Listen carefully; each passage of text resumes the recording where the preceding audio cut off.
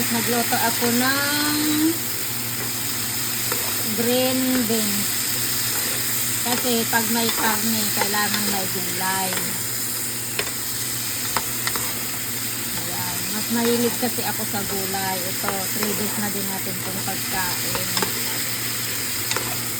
Ganun ako magluto. Pag may meat, may gulay lagi. Kahit isda, kailangan lagi may gulay. Hindi ko siya nilagyan ng tubig. Nilagyan ko lang siya ng sibuyas, paminta, kunting toyo. Yan lang. Walang tubig yan.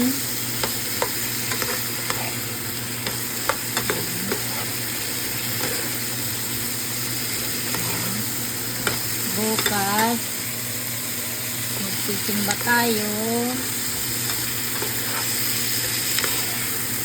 Linggo may Santo Niño doon, so may pakain na naman.